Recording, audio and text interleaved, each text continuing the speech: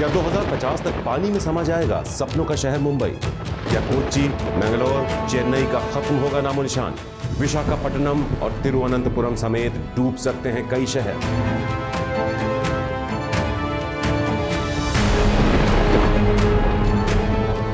नमस्कार, आप देख रहे हैं श्रेष्ठ भारत। आपके साथ मैं हूं संजीव। ये तस्वीरें हैं सपनों की नगरी मुंबई की। तारीख 26 जुलाई और साल 2005। मुंबई में तेज बारिश शुरू हुई। धीरे धीरे सड़कों पर पानी भरने लगा। कुर्ला में मीठी नदी और वेस्ट बांद्रा में बांद्रा तालाब ओवरफ्लो हो गया। उस दिन इतना भयंकर पानी बरसा जो इससे पहले कभी नहीं हुआ। 24 घंटे में 944 मिलीमीटर से ज्यादा बारिश हुई और सब कुछ तहस नहस हो गया। और ये एक दिन की बारिश मुंबई में पूरे जुलाई महीने में होने वाली बारिश के बराबर है। सिर्फ एक दिन की बारिश से पूरी मुंबई की रफ्तार पर जैसे ब्रेक लग गया। बस, ट्रेन, रास्ते सब बंद हो गए। फ्लाइट्स की उड़ान रोकनी पड़ी। जो जहां था वो वहीं फंस कर रह गया। उस एक दिन की बारिश में 1094 लोगों की जान चली गई।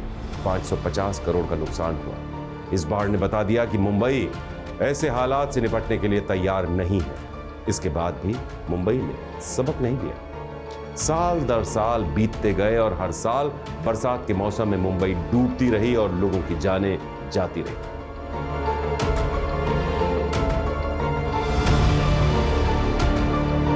तो अभी जो तस्वीरें आपने देखी वो ये बताने के लिए काफी हैं कि बरसात के मौसम में कभी न रुकने और कभी न थमने वाली मुंबई की रफ्तार कैसे रुक जाती है। 2005 की तबाही को 18 साल से ज्यादा हो चुके हैं, लेकिन अब भी हर साल लगभग वैसी ही तस्वीरें सामने आती हैं। ऐसे हालात दोबारा ना बने, इसके लिए महाराष्ट्र सरकार ने अब प्लानिंग शुरू की है। महाराष्ट्र इंस्टीट्यूट ऑफ ट्रांसफॉर्मेशन यानी मित्रा, जापान की एक company the Japan international cooperation agency के साथ मिलकर अंडरग्राउंड रिवर प्रोजेक्ट पर काम कर रहे हैं। इस प्रोजेक्ट पर खास फोकस इसलिए भी है क्योंकि क्लाइमेट चेंज की वजह से मुंबई के कई इलाके डूबने की खबरें आती रहती हैं। कई इलाके मुंबई के डूबते हैं, ऐसी खबरें लगातार सामने आ रही हैं। अभी 2 साल पहले यानी 2021 में inter governmental panel on climate change यानी IPCC ने एक रिपोर्ट जारी की। इस रिपोर्ट के आधार पर नोएडा की फर्म RMSI ने अनुमान लगाया था कि बढ़ते समुद्री जल स्तर की वजह से 2050 तक मुंबई, कोच्चि, मैंगलोर, चेन्नई, विशाखापट्टनम और तिरुवनंतपुरम समेत कई शहर डूब सकते हैं। अगर मुंबई में अंडरग्राउंड रिवर प्रोजेक्ट कामयाब रहता है तो इन शहरों को बचाया जा सकता है। मुंबई को बचाने के लिए और इस प्रोजेक्ट पर काम करने के लिए अब महाराष्ट्र सरकार ने भी जापान से मदद मांगी है। महाराष्ट्र इंस्टीट्यूट ऑफ ट्रांसफॉर्मेशन के CEO प्रवीण परदेसी की माने तो मुंबई की लाइफलाइन कहे जाने वाली मीठी नदी के ठीक नीचे नदी जैसी अंडरग्राउंड टनल या रिजर्वायर बनाने की तैयारी की जा रही है। प्रवीण परदेसी बताते हैं, जब कभी मौसम ज्यादा गर्म होता है, ज्यादा बारिश होती है, एवरेज रेनफॉल उतना ही रहता है। इससे कुछ ही दिनों में पूरे सीजन की बारिश हो जाती है। ज्यादा बारिश होने पर हमारी ड्रेनेज कैपेसिटी कम पड़ जाती है। मुंबई का बिल्टअप एरिया बढ़ गया है। पहले प्लानिंग के वक्त हमने सोचा था कि 100 मिलीमीटर बारिश होगी तो 50 मिलीमीटर पानी जमीन के अंदर चला जाएगा। नॉर्मली होता यह है कि 50 मिलीमीटर पानी बह जाता है, लेकिन ये अभी 100 मिलीमीटर हो गया। हमने हर जगह फर्श या बिल्टअप एरिया लगा दिया। इससे पानी जमीन के अंदर जा ही नहीं पाता। अब सड़क पर पानी ना बहे, इसके लिए सारा पानी स्टॉर्म वाटर ड्रेन, जो स्टॉर्म वाटर ड्रेन होते हैं, उनमें जाना चाहिए।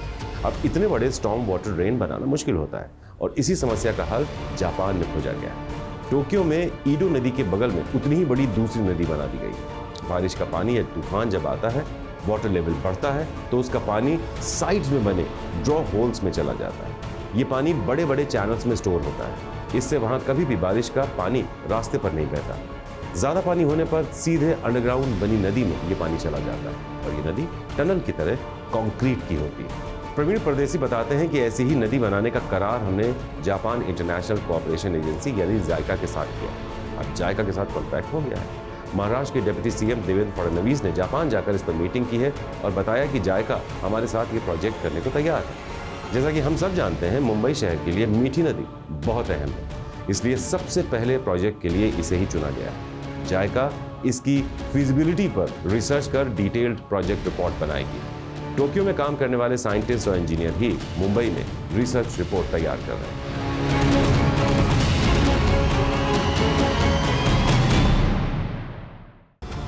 आपको बता दें, जिस जापानी प्रोजेक्ट के बारे में प्रवीण परदेसी बात कर रहे हैं, उसे पूरा होने में पूरे 7 साल लगे थे। जापान के पास दुनिया की सबसे आधुनिक मशीनें और तकनीक है। इसके बावजूद उन्हें प्रोजेक्ट पूरा करने में 7 साल से ज्यादा लगे।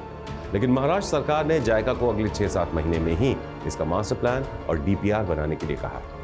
प्रवीण परदेसी बताते हैं कि यह प्रोजेक्ट फ्यूचर के हिसाब से तैयार हो रहा है। इससे मुंबई में हर साल आने वाली बाढ़ की समस्या खत्म हो जाएगी। आज से 20-25 साल बाद और ज्यादा बारिश होगी।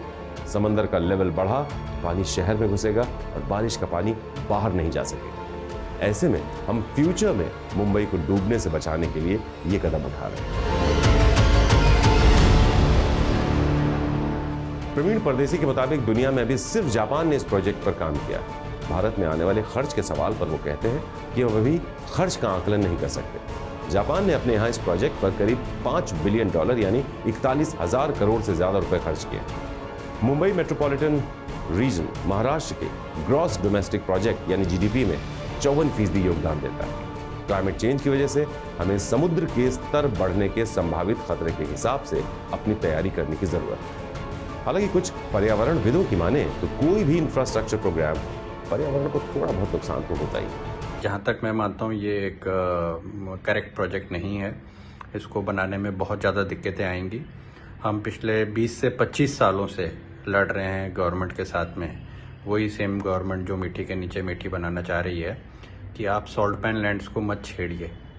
हाँ, अगर आपको ये किस्म के पॉन्ड्स बनाने हैं, नदी के नीचे नदी बनानी है, तो ये आप सॉल्ट पैन लैंड्स पे आराम से बना सकते हैं, क्योंकि वो लैंड खाली पड़ा हुआ है।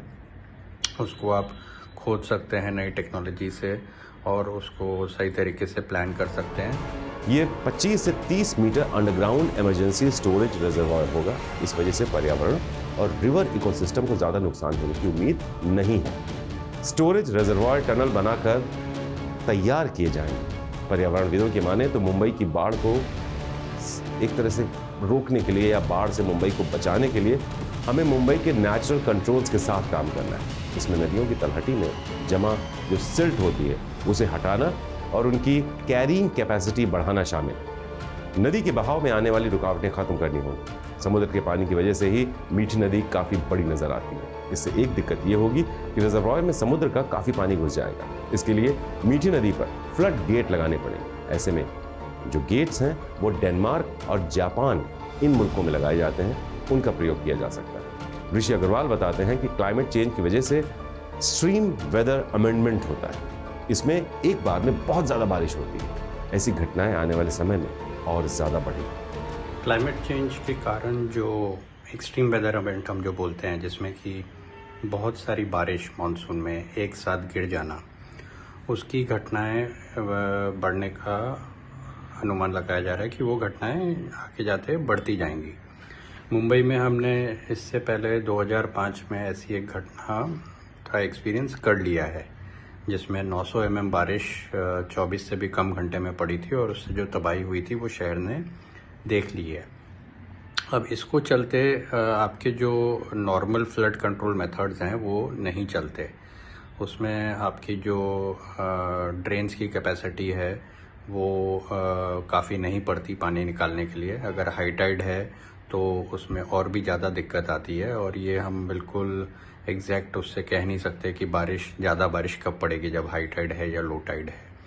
तो ऐसे में जो रिटेंशन पॉन्ड या डिटेंशन पॉन्ड बोला जाता है, जिसमें कि जापान सबसे आगे रहा है ये टेक्नोलॉजी में, ये तरीके में, कि आप एक ज़मीन के नीचे बहुत बड़े बड़े टंकी जिसको हम बोलेंगे वो बना दीजिए, जिसमें आप 10 lakh litre, 20 lakh litre, 1 crore 2 crore litre पानी इकट्ठा कर सकते हैं। और ये पूरे तरह कवर्ड होंगी, तो इसमें बारिश का पानी नहीं जाएगा। इसमें जो आपका एक्स्ट्रा फ्लड का पानी है, जो बारिश से फ्लडिंग हो गई है, जो सड़कों से उस पानी को निकाल के इन टैंक्स में रख दिया जाएगा और फिर जब बारिश कम हो जाएगी, लो टाइड होएगी, तो इनमें से पानी को पंप करके वापस से नदी में डाल दिया जाएगा। ऋषि आगे बताते हैं कि बाढ़ आने पर सिर्फ मीठी नदी में ही नहीं, पूरे शहर में असर दिखता है। इसी वजह से अलग अलग जगहों पर छोटे छोटे टैंक बनाने पड़ेंगे। हम अंडरग्राउंड टनल का एक बड़ा नेटवर्क बना सकते हैं। हमारे पास बेहतरीन टनलिंग टेक्नोलॉजी।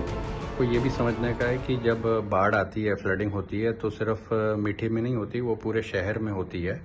तो आपको अलग अलग जगहों पे ऐसे छोटे छोटे टैंक्स बनाने पड़ेंगे। ऐसा भी किया जा सकता है कि आप एक अंडरग्राउंड नेटवर्क ऑफ पाइप्स बना सकते हैं। आज हमारे पास टनलिंग टेक्नोलॉजी बहुत अच्छी है। अब जैसे आपने मेट्रो बना लिया है, लाइन 3 का मेट्रो है, वो 33 किलोमीटर का अंडरग्राउंड टनल है। अगर आप ऐसे और कहीं टनल 1-1 किलोमीटर 2-2 किलोमीटर के जहाँ पे पॉसिबल है वहाँ पे टनल्स अगर आप बना लेते हैं तो उन टनल्स के अंदर भी पानी स्टोर किया जा सकता है। मुंबई में पर्यावरण के लिए काम करने वाले भगवान केश भट्ट बताते हैं कि एक और सुरंग या नदी बनाने जैसा उपाय कितना पर्याप्त होगा या लंबे वक्त के लिए कितना कारगर होगा, ये देखना होगा। अब आपको जापान की राजधानी टोक्यो लिए चलते हैं और बताते हैं कि वहां किस तरह से वाटर ड्रेनेज तकनीक को इजाद किया गया है। अब जापान में चक्रवाती तूफान आते रहते हैं। टोक्यो 5 बड़ी बड़ी नदियों से घिरा हुआ है। कई छोटी नदियां भी हैं जो तेज बारिश होने पर उफान पर आ जाती हैं। घनी आबादी और इंडस्ट्री के बढ़ने से शहर में भारी बाढ़ का खतरा रहता है। 1947 में आए तूफान कैथलीन से यहाँ सबसे ज्यादा नुकसान हुआ था। इसमें 1100 लोग मारे गए थे और 31,000 घर खत्म हो गए थे। इसी के बाद जापान ने ऐसा सबक लिया कि फिर पीछे मुड़कर नहीं देखा।